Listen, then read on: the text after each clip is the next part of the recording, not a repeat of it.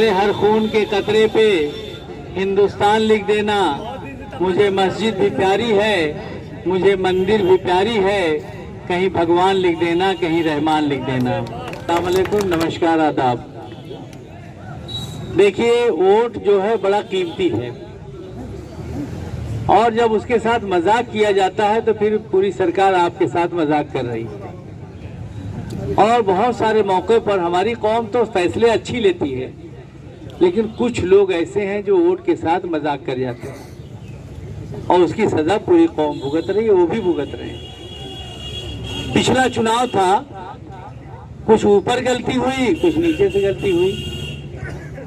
ऊपर से गलती ये हुई कि एक साल पहले टिकट पक्का कर दिए थे, तो सबको मालूम है, तैयारी भी हमने जबरदस्त किया था। 10 दिन पहले टिकट कट गया किसी के कहने पर। राजनीति में साजिशें होती हैं, उससे कभी छुटकारा नहीं मिलता। तो साजिश कुछ हुई, टिकट कट गया, दूसरे को मिल गया। फिर हमने दबाव बनाया, टिकट जो है हमको मिला, लेकिन मिलते मिलते क्या हुआ, आखिरी दिन मिला, पर्चा दाखिला के आखिरी दिन मिला। तब तक 3 कैंडिडेट आ गए।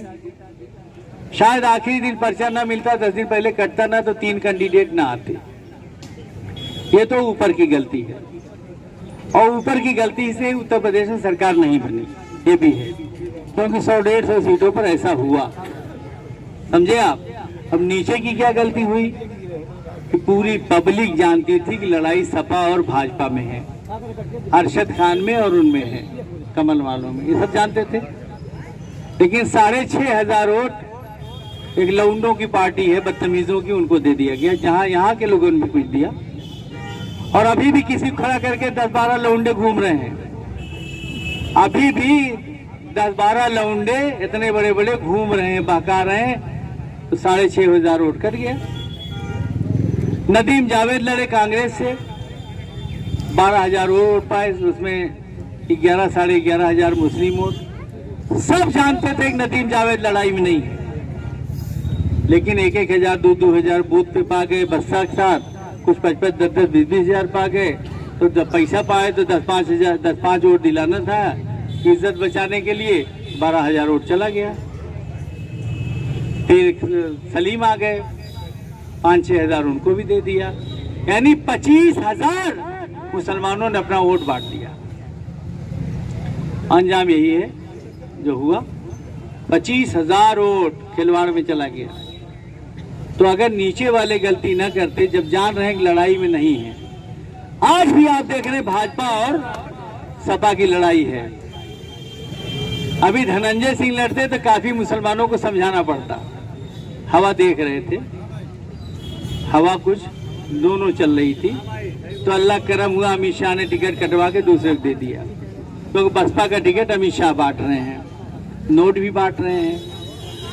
हम लोग परसों किसी मुस्लिम गांव गए थे, काम कर रहे थे, तो देखा भाजपा वाले जाके एक मुसलमान के यहाँ दरवाजा वैसे कुर्सी खींच के बैठ गए। बैठाया नहीं उन्होंने, जबरदस्ती जाके 10-12 बैठ गए। हम लोग उस गांव नहीं गए, भाई झगड़ा होकर जाएंगे। तो इस तरह से वो लोग जबरदस्ती भी कर रहे हैं हमारे दरवाजे बैठ के कहीं, और कुछ पैसा कौड़ी भी बांटने की कोशिश कर रहे हैं। श्याम सिंह यादव को न पता था कि लड़ेंगे, ना वो लड़ने वाले थे, लेकिन आधी रात में उनका टिकट कटा, उनको मिल गया। अब टिकट जब अमित शाह दिलवाए हैं तो वोट पैसा भी दिए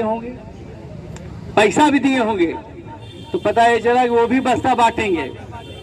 अब कोई 2,000 पाए जाए, कोई 5,000 सोची तो पैसा पाए तो 10 वोट दिया थे।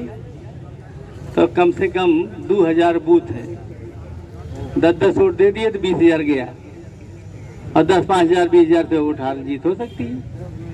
इसलिए एक भी बस्ता ना लीजिए, और अगर मान लीजिए कि लहू ले तो भैया ईमानदारी से वोट मत दीजिए, खा जाइए, मत दीजिए। थोड़ा बहुत खाए नहीं तो लोग 5 साल श्याम सिंह यादव घूमे नहीं, एको काम नहीं किए। हम लोग अपना तेल भरा के प्रचार किए। एक दिन हिसामुद्दीन भाई उनके कार्यालय इंचार्ज थे, एक तो सड़ी चाय पिलाए थे उनकी, खाना भी नहीं जानते को टाइम का, न तेल जानते हैं, और एक काम नहीं किए वो, न कहीं आए गए। अब रुपया लेके घूमेंगे तो पहली बात तो उन्होंने आपके साथ बेईमानी किया है, तो टिट फॉर टैट। तो बेईमानी के साथ बेईमानी करना जायज है, नाजायज नहीं है। कोई एक थप्पड़ मारे से एक थप्पड़ मार दीजिए तो तो जायज है। कुरान भी कहता है एक थप्पड़ कोई मारे तो उसे एक थप्पड़ मार दो। अब जमाना थोड़ा बदल गया, 2 थप्पड़ मार के 1 थप्पड़ की माफी मांग लीजिए।